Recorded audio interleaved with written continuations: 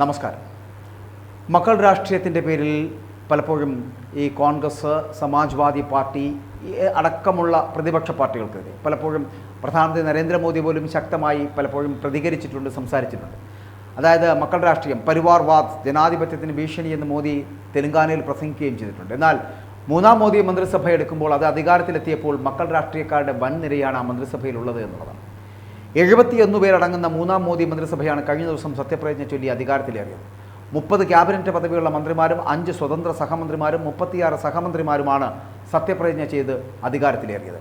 മന്ത്രിമാരായി സത്യപ്രതിജ്ഞ ചൊല്ലിയവരിൽ ഏറെയും മക്കൾ രാഷ്ട്രീയത്തിൽ കൂടി സംസ്ഥാന ദേശീയ രാഷ്ട്രീയത്തിൽ എത്തിയവരാണ് എന്നുള്ളത് ശ്രദ്ധേയമാകുന്നു.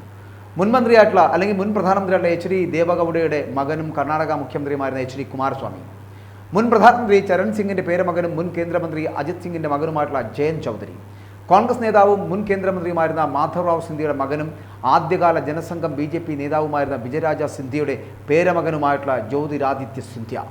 ഇനി മറ്റൊന്ന്, രാംവിലാസ് പാസ്വാന്റെ മകൻ ചിരാഗ് പാസ്വാൻ, ബീഹാർ മുൻ മുഖ്യമന്ത്രിയായിരുന്ന കർപ്പൂരി ഠാക്കൂറിൻ്റെ മകൻ രാംനാഥ് ഠാക്കൂർ, ഹരിയാന മുൻ മുഖ്യമന്ത്രിയും റാവു വീരേന്ദ്ര സിംഗിൻ്റെ മകൻ ഇന്ദ്രജിത് സിംഗ്, തെലുങ്ക് ദേശം പാർട്ടി നേതാവും ദേവഗൌഡ ഗുജറാത്ത് മന്ത്രിസഭകളിൽ അംഗവുമായിരുന്ന KN നായിഡുവിൻ്റെ മകൻ റാം മോഹൻ നായിഡു, വാജ്പേയി മന്ത്രിസഭാംഗമായിരുന്ന വേദ് പ്രകാശ് ഗോയലിൻ്റെയും മഹാരാഷ്ട്ര മുൻ MLA ചന്ദ്രകാന്ത ഗോയലിൻ്റെയും പുത്രൻ പീയൂഷ് ഗോയൽ, വാജ്പേയിക്ക് കീഴിൽ മന്ത്രിയായിരുന്ന ദേവേന്ദ്ര പ്രധാൻ്റെ മകൻ ധർമ്മേന്ദ്ര പ്രധാൻ.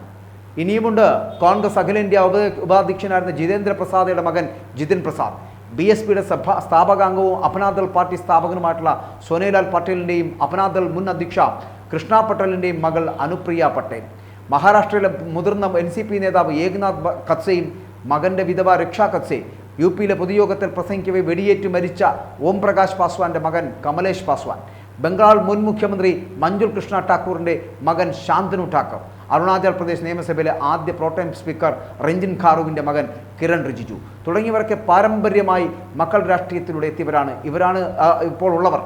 മക്കൾ രാഷ്ട്രീയം ജനാധിപത്യത്തിനും രാജ്യത്തിൻ്റെ വളർച്ചയ്ക്കും ഭീഷണിയാകുമെന്നായിരുന്നു തെലങ്കാനയിൽ വെച്ച് നടന്ന പൊതുയോഗത്തിൽ പ്രധാനമന്ത്രിയായിട്ടുള്ള നരേന്ദ്രമോദി അന്ന് പ്രസംഗിച്ചത്. യുവാക്കളായിട്ടുള്ള നേതാക്കളെ വളർത്തിക്കൊണ്ടുവരുന്നതിൽ കോൺഗ്രസ് ഭയപ്പെടുന്നുവെന്നും AICC അധ്യക്ഷൻ മല്ലികാർജുൻ ഖാർഗെയെ ഉന്നം വെച്ചുകൊണ്ട് മോദി എന്ന് പ്രസംഗിക്കുകയും ചെയ്തിരുന്നു. കാരണം ഈ ഖാർഗെക്ക് 80 വയസ്സ് കഴിഞ്ഞിരുന്നു.